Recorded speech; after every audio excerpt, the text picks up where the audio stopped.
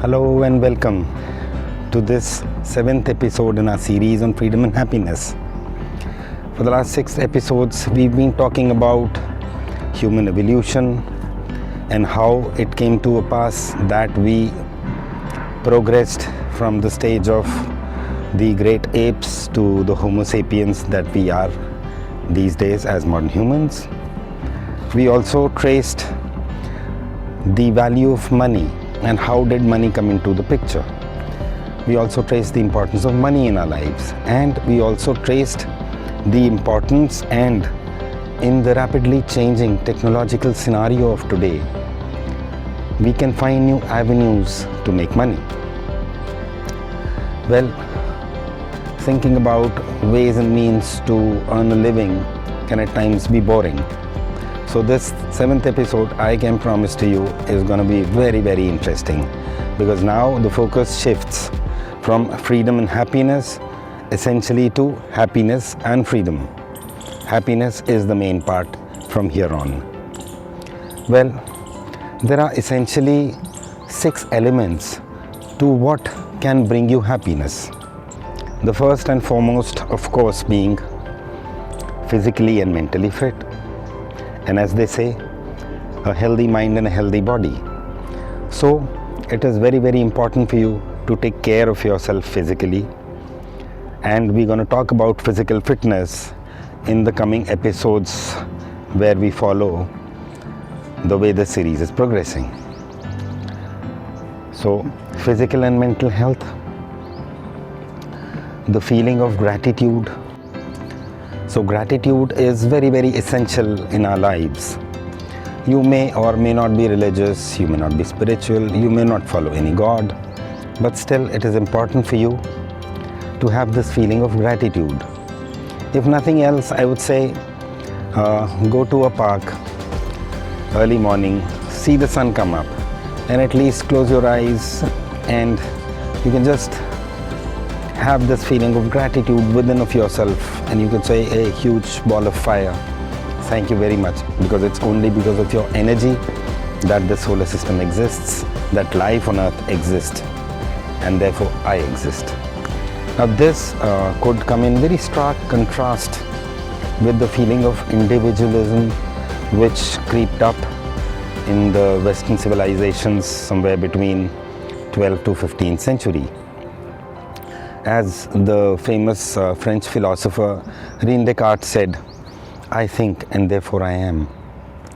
Well, the other perspective which could stem out of what we are currently talking about is that you could always see yourself as one of the linkages in this chain of life. It is like, you see, the soil, the earth, the oxygen we breathe, the food we cultivate, and so then there we are at the top of the value chain. So these are all basically linkages to a chain, and just so think yourself as just one of those linkages in the chain. There is something before you and there is something which is going to be after you.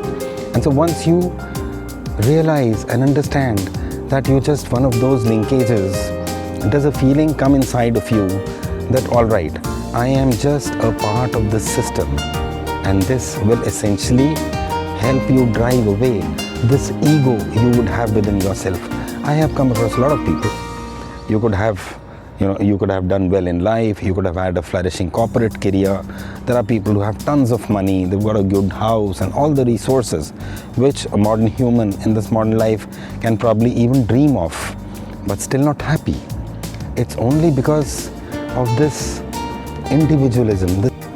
So once we let go of our ego, would we come to the next point, which is being socially compatible. So happiness is one of those things which is very highly dependent upon the kind of people you have around you. This could be your friends, your family, your office colleagues, your school time friends. So basically people with whom you can connect at a very deep level, people with whom you love enjoying and you love spending time with. These are the people you can surround yourself with. I remember having read in the 5th standard, we had our social studies books, and they said man is a social animal. So without being as part of the group, it is one of the keys to happiness. The fourth step which comes to my mind is create a goal, a meaning, a purpose in life. And so a purposeful and meaningful life is something which is a key to happiness once again. Maybe you were born lucky, you have ancestral wealth, you have so much of money, you just don't know what to do with it. You're still not happy because you've got nothing meaningful to do in life. So wake up. There are so many beautiful Japanese philosophies where they say, you need to find your ikigai in your life. So every day you wake up, you draw small goals, even if those are very, very small. And you try and see that before you go to bed that particular day, you've met your goals. This will give you a lot of purpose in life for even people who retired. And then of course, we are lucky. People who are working right now are very lucky because at least they've got something to look forward to during the day. This brings me to the fifth key in the pursuit of happiness. That is having patience and perseverance in your life. And that also, gives you the ability to bounce back from a lot of setbacks you will, of course, come across in your life. Everybody does. And once we bounce back from a situation which is extremely depressing, or that, we lost our jobs, or, we had some sort of a physical problem, we lost someone very close to us in life. And so bouncing back from these things can really become a challenge. Make it a goal. Bounce back. You'll feel that sense of achievement, which is eventually going to lead to happiness. This brings me to the sixth and the last parameter, which I think is very important for you to seek happiness, and that is mindfulness. And you see, this leads me to the first episode when I was talking about how this homo sapiens came about and how did they live for thousands of years. And they really wouldn't have all these things like we have so many distractions in our life today. We've got this smartphone, which is of course a great thing to have. It boosts our productivity, and today it is virtually impossible to live without one. However, it is for us to see how to best make use of it. Control the smartphone. Don't let that control you. And so, in keeping with that, we just need to focus on what we are doing and focus single-mindedly. You could be eating your dinner in the drawing room and watching TV at the same time, but then your focus is not on your food. You're just watching the TV content and you're having your food. That's not mindfulness. The food you eat will really not benefit your body to the extent it would have otherwise had you really concentrated on the food. Had you really concentrated on the taste and the flavor it brings about.